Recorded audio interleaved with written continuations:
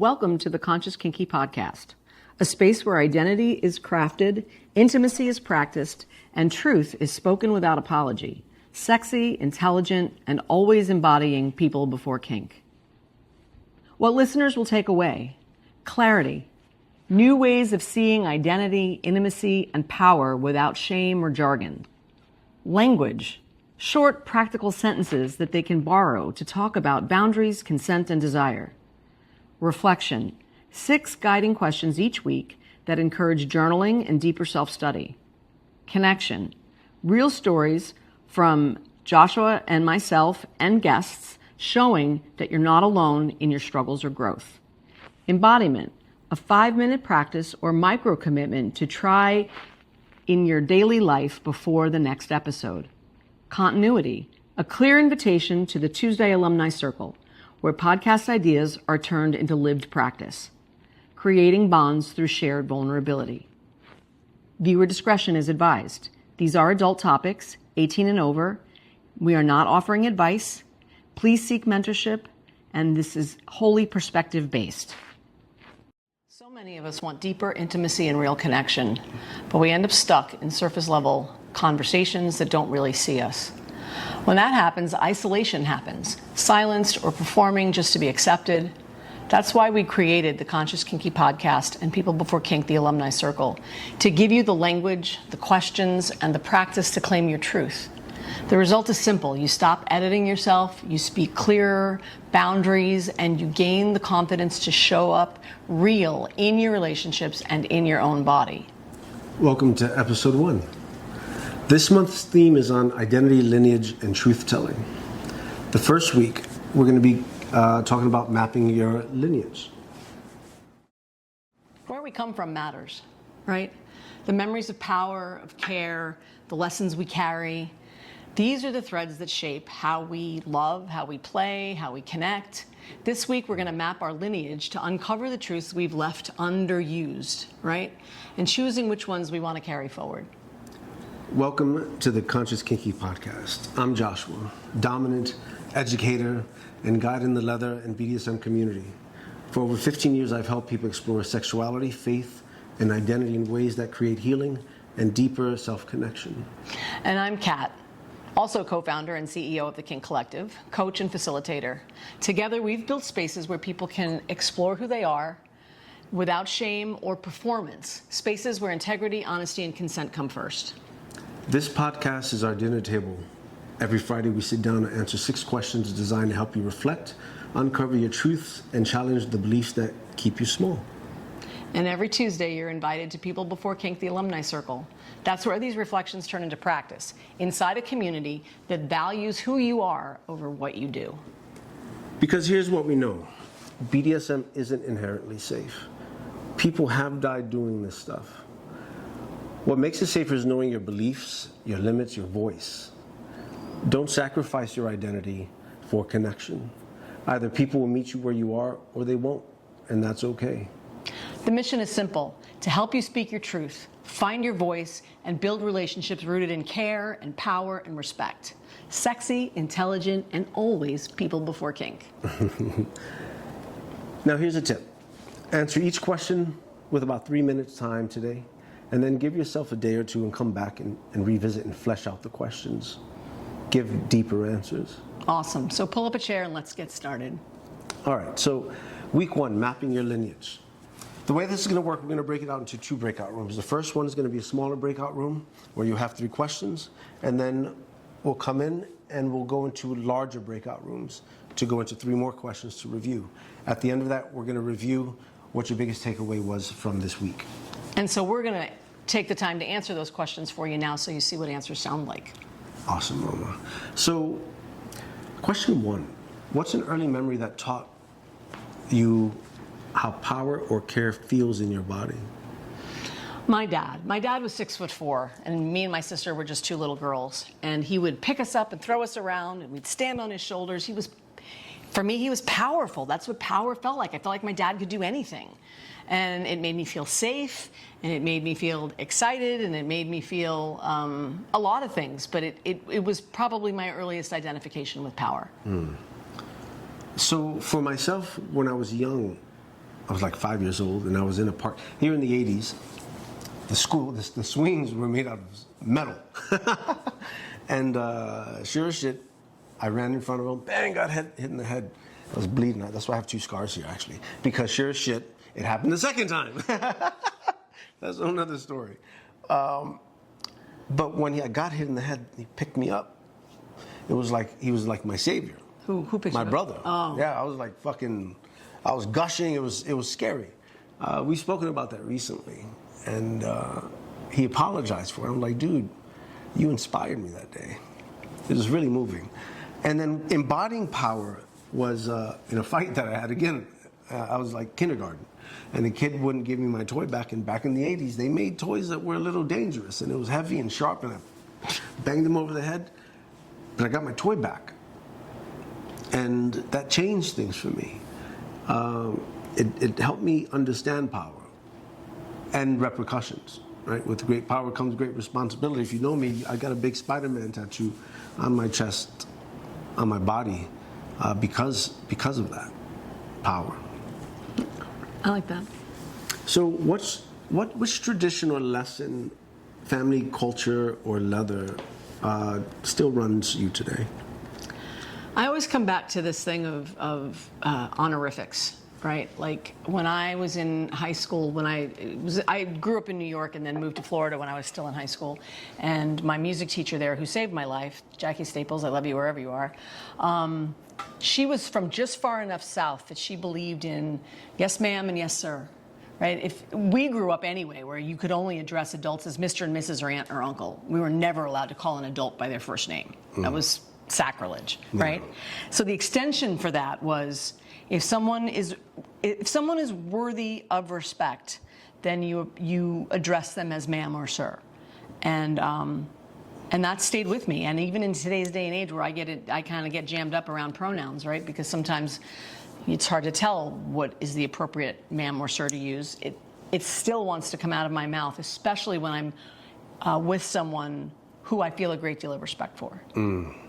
For myself, I'd agree. Etiquette is something that I've carried forward from growing up, and that's how I was taught. Uncles, what? Bobby, what? Uncle Bobby.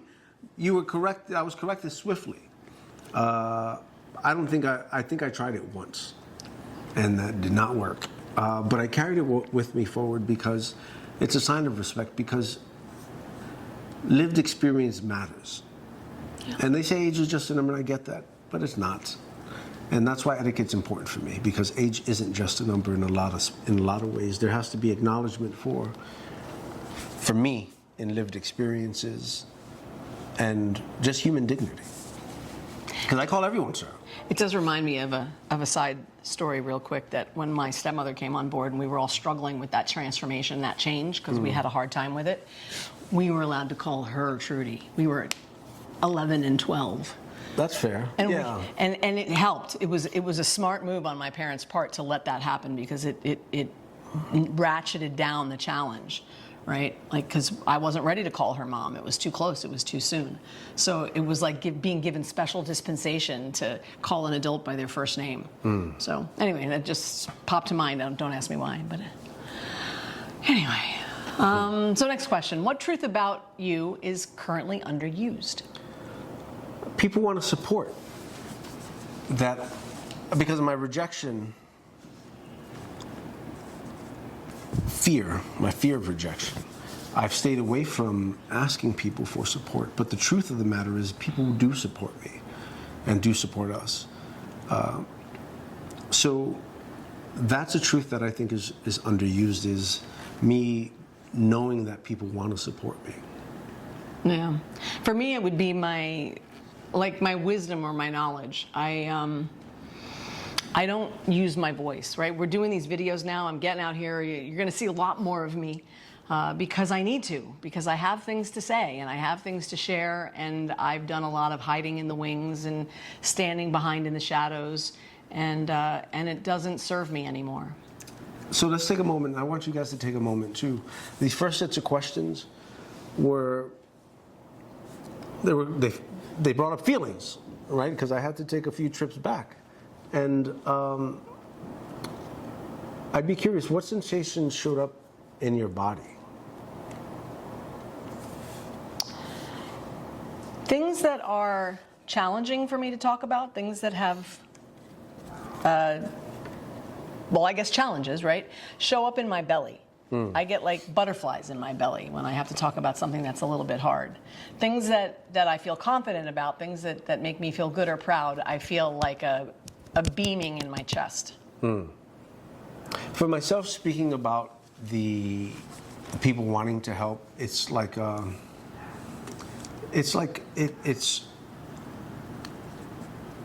feel that in my chest, right? I feel like my heart expands almost, being able to talk about the things I didn't know about me that are positive, that again, that people really want to support me. It's filling. It's very heart filling. Interesting. So, and this question is for you guys as well. Answering these questions, did you feel like you were self-editing or performing answers? I think because we're doing this in front of a camera, there's a little bit of performativeness to it, but not a lot. No, not a whole lot. For myself, I don't want to come off prideful, right? I want to come off real, right? So I have to think about the words that I say, because we are an authority. And we have people that we've worked with, that we've taught, that are tuning in, and it's like, well, these guys sound like they know what they're talking about. So it's like, that's why I want to be very careful with my words. So I wouldn't say that I'm editing, more so curating. Because I want you to hear my most honest answer, but I want you guys to see and experience what it sounds like coming from people who've been doing this for over a decade, right? I lived it longer than that. Yeah. All right, so as a reminder, before we transition to the next section, give yourself a few minutes with each of these answers and then revisit them in a day or two. The next part, we step into larger breakouts to discuss our process with others on their journey. So that's what will happen when we do this on Tuesday. Right? So if I spoke that truth, the one that we weren't speaking about earlier, what would it cost me and what would it buy me? For myself, connections. It would cost me connections because I'm not editing or changing myself to fit in. I'm curating so I'm understood precisely. I wish that something they taught us in school was the importance of vocabulary. For me, it was about tests. It's important so you pass the test. It's not, they didn't tell me it's important so you can be very specific on what you ask. Right now, what I gain from it is liberation. I get safe spaces. Because if I can be me and you receive me as I am, I'm good. So that's not something I have to carry around. That's awesome. The feeling of not speaking for me, right? What it costs me is my strength, right? And then what it buys me to do that, what it buys me to speak my truth and to say things is the release. Yeah. The freedom. The freedom. Yeah. So with this question, I want you guys to pause and think about this. Write one sentence of truth that you're going to test this week. Simple. Keep it simple. No backstory. So we'll take that moment for ourselves. So for me, I will say it's okay to show up and to speak my truth.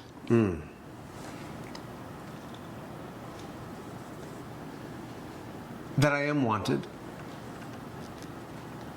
And I'm going to knock on doors. I'm going to ask. I'm going to take the risk of rejection. The funniest part about that is ever since I've started this road down rejection, I keep being told yes. Not much rejection around. Yeah, it's actually, I'm killing my calendar because of it. So what support or structure would you need to live that for 7 days? Reminders, a calendar, appointments, and then reaching out and asking for collaborations, asking for sponsorships. Like if you're watching this and you're interested in sponsoring, reach out to us. You can tell me no. I love that. For me, it's just schedule. And I'm going to schedule, like making these videos. We're doing these, but I have my other videos. I have a video series that I need to get going and recording, and I got to get myself to do it. I get myself over the hurdle of I can't, I don't want to, I'm afraid, I'm nervous, and just start recording it. Well, you support me and I'll support you. I'll remind you, you remind me. Deal. So this week, don't just think about your lineage. Speak one truth you've carried quietly. Say it to yourself, or share it with someone safe. Then bring that truth with you Tuesday to the Alumni Circle, and we'll practice it together. You've just listened to the Conscious Kinky podcast. Every Friday, we'll sit at this table together, asking 6 questions that help you reflect, challenge old beliefs, and explore who you're becoming. And then every Tuesday, you're invited to People Before Kink, the Alumni Circle.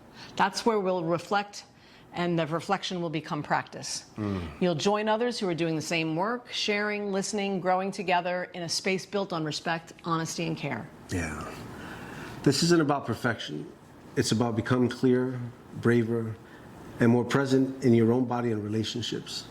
Week by week, you'll build the language and confidence to live your truth without apology. So subscribe, share this with someone you trust, and commit to one small action this week that will prove who you're becoming. Because legacy isn't later. It's the choices that you make today.